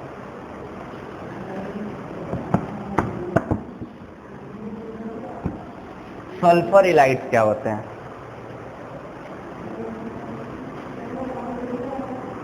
कोई बताओ सल्फर एलाइड्स क्या होते हैं, व्हाट इज देखो दो ठो इलाइड पढ़ोगे, बहुत इंपॉर्टेंट इलाइड केमिस्ट्री है, फास्फोरस इलाइड और सल्फर इलाइड। फास्फोरस इलाइड जो है वो टोटल वेटिक रिएक्शन है, पढ़ाया था ना, स्टेबलाइज इलाइड, डिस्टेबलाइज। हाँ, अरे जब वेटिक रिएक्शन कराते हो, भुला गया क्या कराते हैं? वेटिक रिएक्शन में क्या कराते हैं? सी डबल बॉन्ड, क्या कार्बन कार्बन डबल बॉन्ड बनता है ना, तो वहाँ पे इलाइड का रोल था, स्टेबलाइज इलाइड, अनस्टेबलाइज इलाइड, कुछ याद आ रहा है? क्या काम था स्टेबलाइज इलाइड का और डिस्टेबलाइज इलाइड का? किससे सिस, किससे ट्रांस? नहीं, इलाइड बताओ, इलाइड किस इलाइड को स्टेबलाइज बोलते हैं? हैं? अरे ट्रांस इलाइड नहीं होता, प्रोडक्ट ट्रांस होता है। सब दिमागवा में एकदम दही हो गया है। क्या होता है? डोनेटिंग लगा हो तो उसको डिस्टेबलाइज इलाइड बोलते हैं, और विड्रॉइंग लगा हो तो उसको स्टेबलाइज इलाइड बोलते हैं। सब साफ हो गया ना, एकदम छू मनता है। जिसमें ये लग गया था, this is called stabilize Allied, क्योंकि रेजोनेंस कर जाता है। और जिसमें डोनेटिंग ग्रुप लगा दिए थे और इस H2 माइनस कर दिए थे, इसको क्या बोले थे? डिस्टेबलाइज है। ठीक है, नेगेटिव चार्ज को खींच नहीं पाएगा, इलेक्ट्रॉन डोनेट कर देगा। तो जो डिस्टेबलाइज है, लेस स्टेबल, वो लेस स्टेबल प्रोडक्ट देते थे, और मोर स्टेबल मोर स्टेबल। तो मोर स्टेबल प्रोडक्ट कौन होते हैं? जेड की ई। तो ट्रांस वाले ई होते हैं कि जेड? ई वाले। स्टेबल इलाइड हमेशा ई प्रोडक्ट देते हैं, और अनस्टेबल इलाइड हमेशा जेड प्रोडक्ट। जेड एल्किन जो होते हैं वो लेस स्टेबल होते हैं, तो लेस स्टेबल इलाइड। यहाँ भी वही कहानी है। अब सल्फर के भी दो इलाइड हैं, स्टेबलाइज इलाइड और डिस्टेबलाइज। सबको साफ हो जा रहा है, भूल जा रहा है, ऐसे कैसे चलेगा? ऐसा भूलना चाहिए आपको क्या?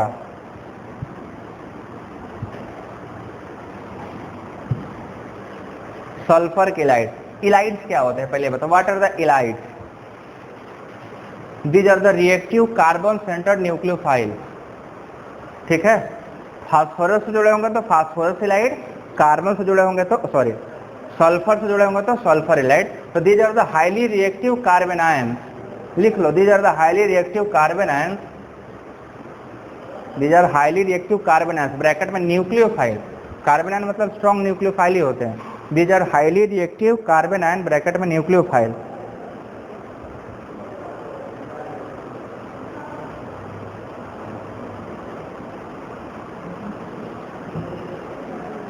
दो टाइप के होते हैं, देखो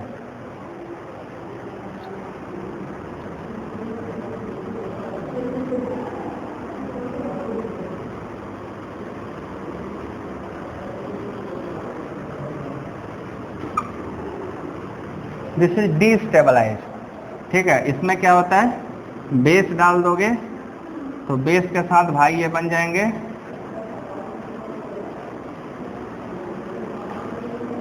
CH2 minus. This is called sulphonium ylide. ठीक है, क्या कहते हैं? Sulphonium ylide. इसको बोलते हैं डिस्टेबलाइज, क्योंकि इधर दोनों ग्रुप क्या लगे हुए हैं? इलेक्ट्रॉन डोनेटिंग लगे हुए हैं। ये इसके साथ क्या करता है? इस फॉर्म में एग्जिस्ट करता है।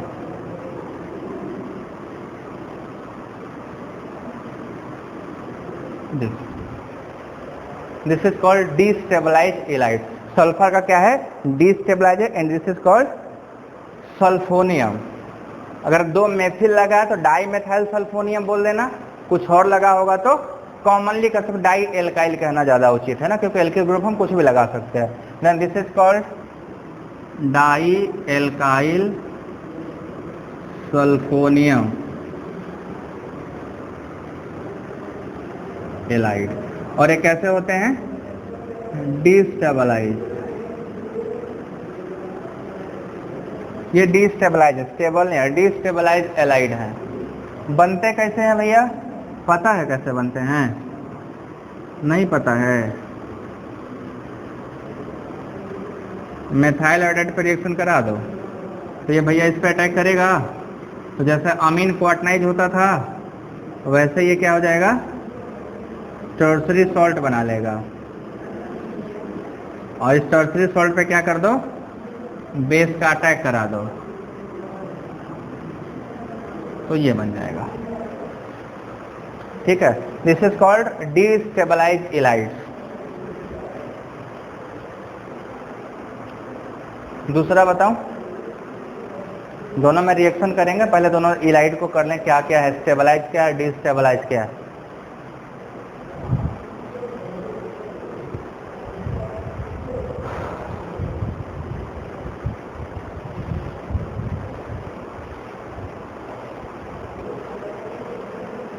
इसको मिटा दिया जाए।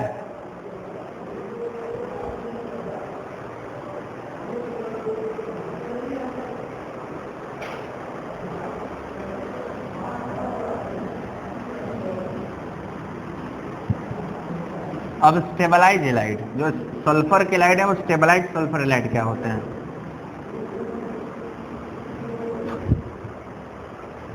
स्टेबलाइज वाले देखो ऐसा होता है,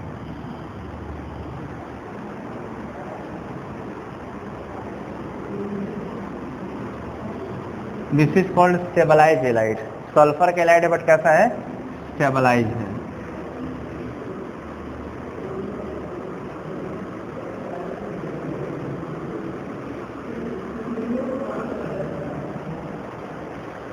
कैसे, अब ये वाला बात आएगा ना, कैसे बना होगा, तो बनता कुछ ऐसा है,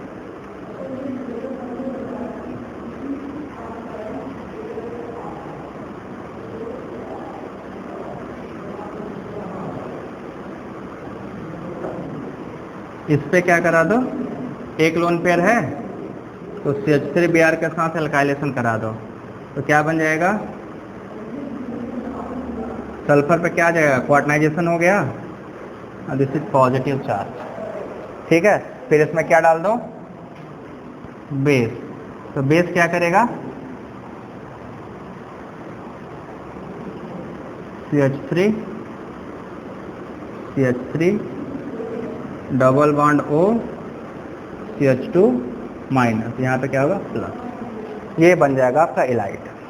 ये दो इलाइड आपके बनकर तैयार होगा। अब इन्हीं दोनों के रिएक्शंस देखने हैं, ठीक है, इन दोनों के रिएक्शन कैसे होंगे।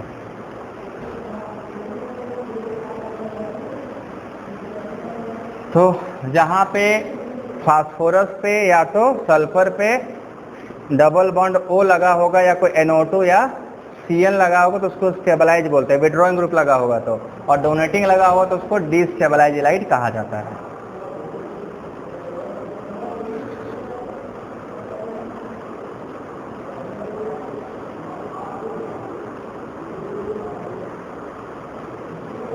अब इन दोनों में खास क्या है,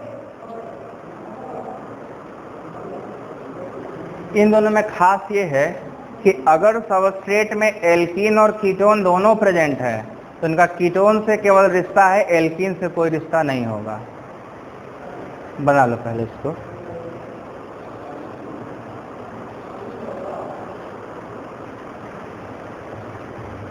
अगर कीटोन और एल्कीन दोनों आइसोलेटेड प्रेजेंट हैं तो सिर्फ कीटोन के साथ रिएक्शन करते, एल्कीन के साथ रिएक्शन नहीं करेंगे। बट अगर कंजुगेटेड हुआ तो दोनों का रोल अलग अलग है।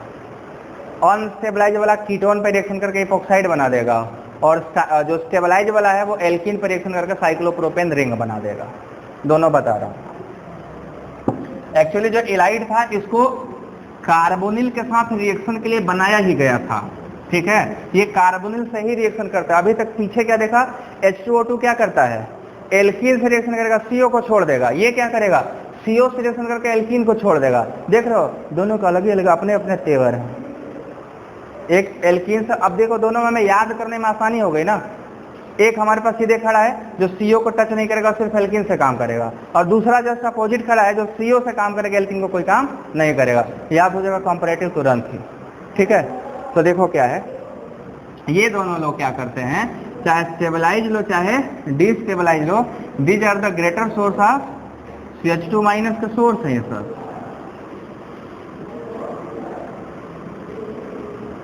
ये पूरा CH2 इसको दे देगा, ठीक है। ये पूरा क्या है, बोले ना न्यूक्लियोफिलिक सोर्स है, एक कार्बन का सोर्स है, ये अपना पूरा इलेक्ट्रॉन इसको दे देगा। तो जब इसको देगा तो देखो CH2 कहाँ से आया, ये वाला CH2, this CH2 is coming from this reagent, okay. तो दिस रिएजेंट से आएगा तो बच क्या जाएगा, फिर से CH3 SCH3 निकल गया, ये CH2 इसको देख के निकल गया। वो इपोक्साइड है कि नहीं है? इपोक्साइड ही है ना, ये देखो साइक्लिक प्रोपेन रिंग क्या है, इपोक्साइड ही बना ना हमारा, ठीक है। स्टेबलाइज वाला लेते तभी वही बनता, क्योंकि यहाँ कीटोन पे दोनों रिएक्शन करते हैं, दोनों से सेम प्रोडक्ट मिलता। अगर आप यहाँ पे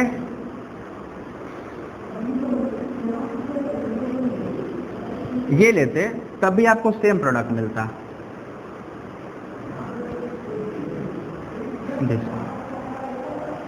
दे are the selective for ketone, ठीक है। अगर दोनों प्रेजेंट है, एल्किन और कीटोन दोनों प्रेजेंट है, तो सेलेक्टिव कीटोन पे रिएक्शन करेगा, एल्किन पे नहीं करेगा। सो कर लो तो एक रिएक्शन और बताएं।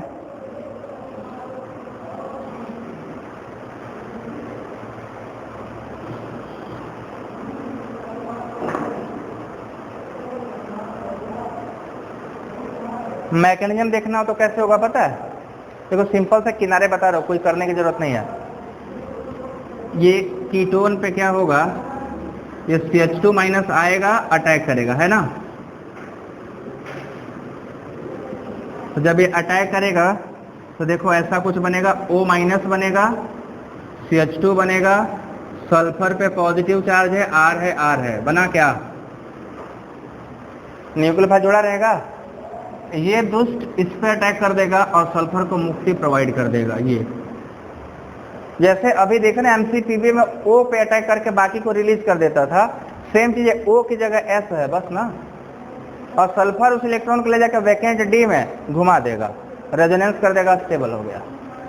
तो ये पूरा लीव करके बाहर गया, CH2 इसको फोकट में मिल गया, है ना। तो जब भी आपको कीटोन होगा तो ये कीटोन को सीधे इपोक्साइड में कन्वर्ट कर देता है, ठीक। क्या ये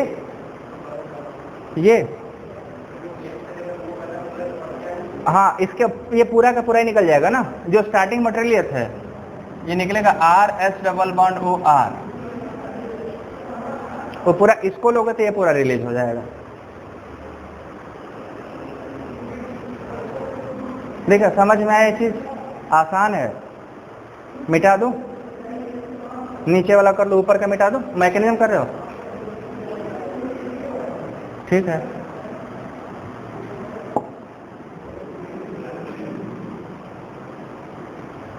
अब देखो इसमें मैंने क्या बताया कि इफ आइसोलेटेड कीटोन और एल्कीन दोनों प्रेजेंट होंगे, कीटोन एंड एल्कीन टुगेदर होंगे, देन ओनली कौन रिएक्ट करेगा, कीटोन विल रिएक्ट। दोनों के साथ सिर्फ कीटोन रिएक्शन करेगा, एल्कीन पे कोई रिएक्शन आपको नहीं मिलने वाला है।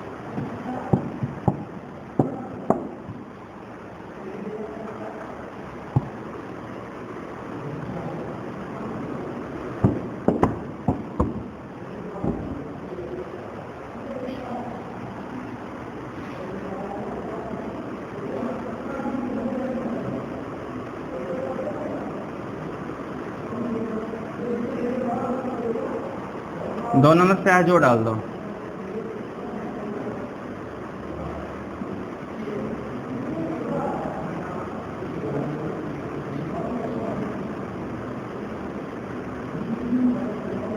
दोनों का प्रोडक्ट एक ही होगा, और वो क्या होगा, इपोक्साइड होगा ना। एल्कीन से कोई रिएक्शन नहीं। ऑर्गेनिक केमिस्ट्री में यही सबसे मजेदार चीज होता है। क्या चीज? कीटोन विल रिएक्ट, सिर्फ कीटोन रिएक्ट करेगा।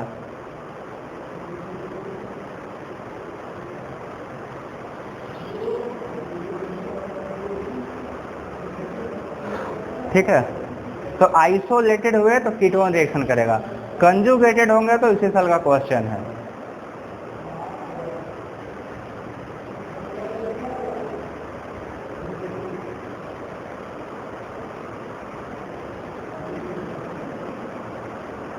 बन गया, मिटा दें, 1 मिनट बाद मिटाएं।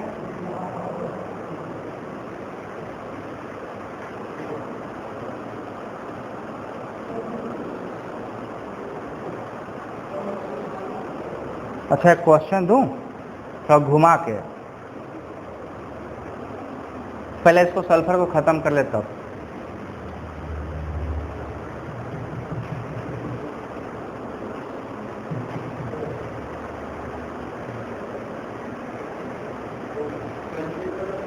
हाँ रुको जरा सब्र करो, आ रहे हैं उसी पे आ रहे हैं।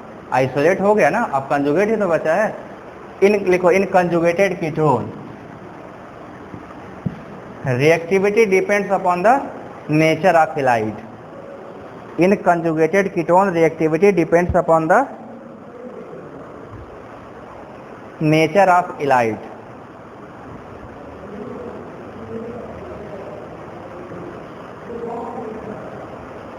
Depends on the nature of halide.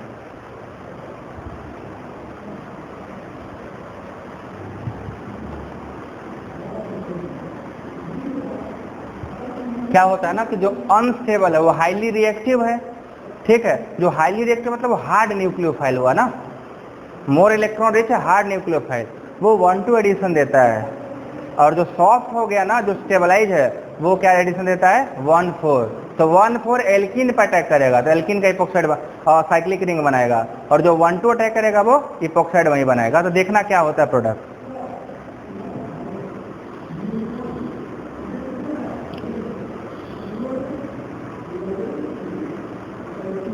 ये है सबस्ट्रेट, यही आया था, ये गेट में भी आ चुका है, नेट में भी आ चुका है। इसमें दोनों रिएजेंट अलग अलग प्रोडक्ट बनाते हैं। अगर यहाँ पे RsCH2 minus plus R, this is unstable halide है ना, दिस विल अंडरगो 1,2 एडिशन, और 1,2 एडिशन हमेशा कहाँ होता है, कार्बोनिल पे होता है।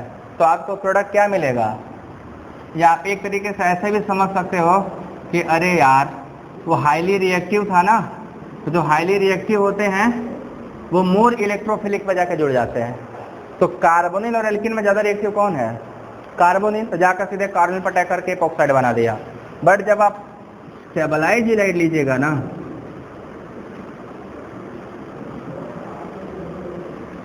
दिस वन, ये 1,4 करेगा, 1,4 करेगा, तो आपको प्रोडक्ट क्या मिलेगा, अभी दिखाता हूँ मैकेनिज्म कैसे होगा। इस पे कुछ नहीं बनेगा, ये साइक्लोप्रोपेन रिंग बन जाएगा, क्योंकि CH2 दिया ना, तो डबल होगा, CH2 पे लेकर डबल बन जोड़ दोगे तो क्या होगा, रिंग बन जाएगा, साइक्लोप्रोपेन रिंग। कैसे हुआ होगा जरा समझिएगा। ये तो दिख रहा है पहला वाला mechanism same to same, but ये गड़बड़ हुआ ना मैकेनिज्म में, जमाई आ रही है, मतलब समझ नहीं आ रहा।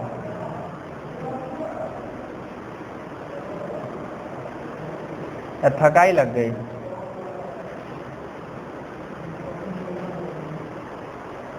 ये इस पे अटैक करेगा, ये इधर जाएगा, इस पे नेगेटिव चार्ज आएगा, है ना।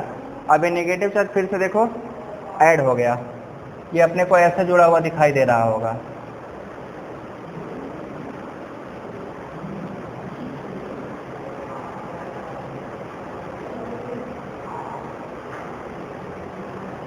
ये है ना। अब ये यहाँ से यहाँ नहीं आ सकता है, सीधे दिख रहा नहीं ना आ सकता है, तो ये क्या करेगा, रिवर्स आएगा। ये तो आ ही सकता है ना। ये कार्बन यहाँ से क्या कर दिया, यहाँ अटैक, इसको मुक्ति, तो क्या मिल गया, दिखा। ये 4 कितने में, 1 2 3 4 5, वो भी बहुत टेढ़ा बनता, इसीलिए सीधे यहाँ नहीं है, सीधे क्या किसने वापस रिटर्न किया और डबल बॉन्ड से अटैक करवा दिया। तो 1,4 में हमेशा क्या होगा, स्टेबलाइज वाले एल्किन पे अटैक करते हैं और डिस्टेबलाइज वाले कार्बोनिल पे। तो कंजुगेटेड में आपको ये प्रोडक्ट मिलेगा। ये बहुत इंपॉर्टेंट है, ये VIP है, बहुत ज़्यादा आता है। हर एक लेवल के कंपटीशन में क्वेश्चन इस रहेगा सल्फर हैलाइड से, और फास्फोरस हैलाइड एक बार पढ़ा चुके हैं, फिर पढ़ा देंगे बेटी के रिएक्शन में।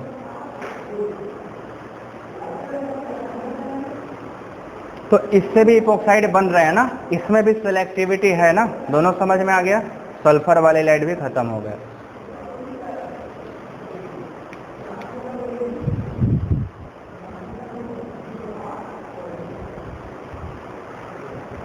ठीक है, बस एक तो जो नाम बताया उसको खत्म कर दो, जो नाम बोले हैं ना, शार्पलेस इपॉक्सीडेशन कहा हूँ ना, उसको खत्म कर दो। वो डिटेल नहीं पढ़ना, उसको बस रिएक्शन लिखना है हमको क्या होता है।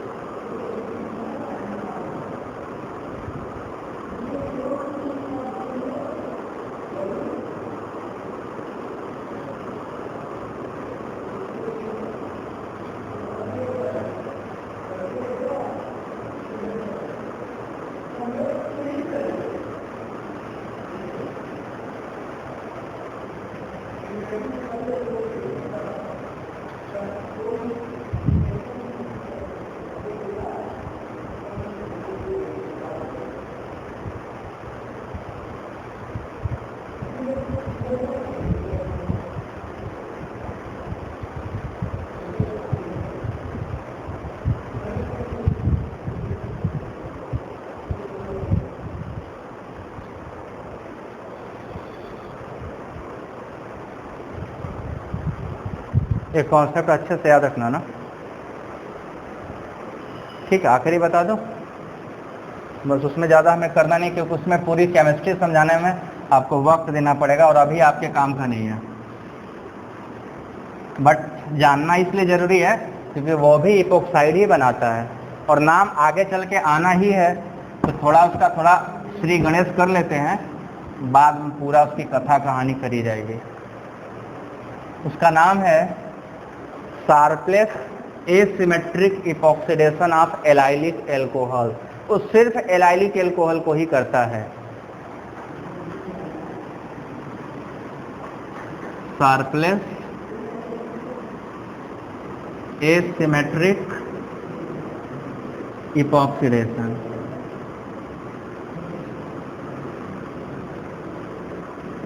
ये सिर्फ एलाइलिक एल्कोहल को किसमें कन्वर्ट कर देगा?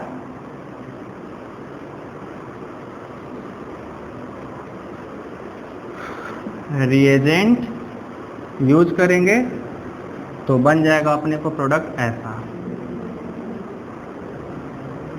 मैं यहाँ पे स्टीरियोकेमिस्ट्री भी डिफाइन नहीं करूँगा। तो जो रिएजेंट यूज करते हैं देखो दो पार्ट में होता है। पहला होता है टाइटेनियम आइसोप्रोपोक्साइड इन टर्सरी ब्यूटॉक्साइड, पहला पार्ट। और दूसरा पार्ट होता है प्लस माइनस DET। मैंने आपको क्या बताया? DET क्या है? डाई इथाइल टार्टरेट, ठीक है। और एल्काइल भी चेंज कर सकते हो, डाई एल्काइल टार्टरेट, ठीक है। तो इस तरह से यूज करता है। प्लस और माइनस का यहाँ रोल है, प्लस माइनस स्टीरियोकेमिस्ट्री डिफाइन करते हैं। प्लस लोगे तो एबव द प्लेन बनेगा, चाहे बिलो द प्लेन, उसका स्टीरियोकेमिस्ट्री है, उसको भी बता दे रहा हूँ। एक रिएक्शन से करेंगे बस। इपोक्साइड तो ये भी बना रहा है, बट इसमें क्या सेलेक्टिविटी है? ये सिर्फ एलाइलिक एल्कोहल पे बनाता है, ठीक है। और एल्कीन होगा तो उसको त्याग देगा, कहाँ जाएगा? एलाइलिक दिखा, हाँ हाँ यही बनाया जाएगा।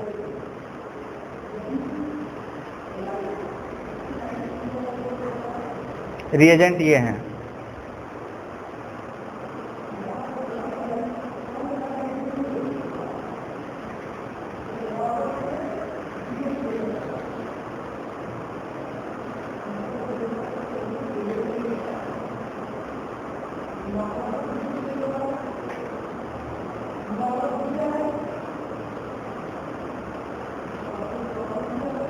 मिटा दे रहा हूँ मैं।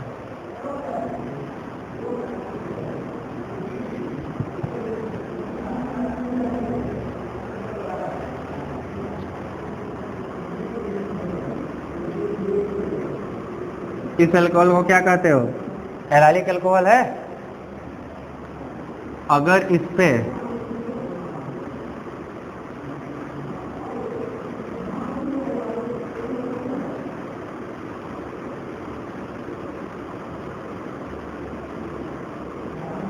Plus DET below the plane से इपोक्साइड बनाता है। अब अभी मत पूछना क्यों, नहीं तो फिर पूरी कहानी बताने में काफ़ी वक्त चाहिए। ये इपोक्साइड बनेगा।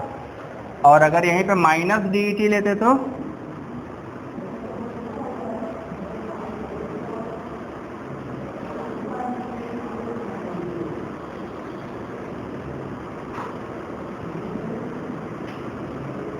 एबव द प्लेन बनाता।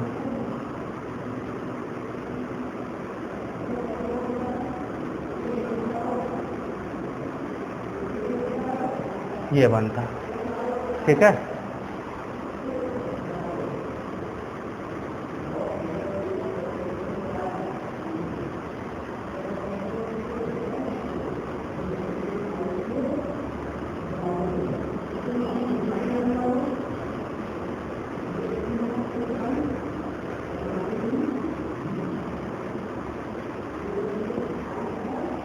किस डबल बॉन्ड पर रिएक्शन होगा? इस पे किस पे? इस पे कर दिया ना गलती। सिर्फ एलाइलिक एल्कोहल जो है उसी पे, नहीं ये एलाइलिक नहीं है, इस पे एक और कार्बन बनाना पड़ेगा, एलाइलिक नहीं रह गया ना।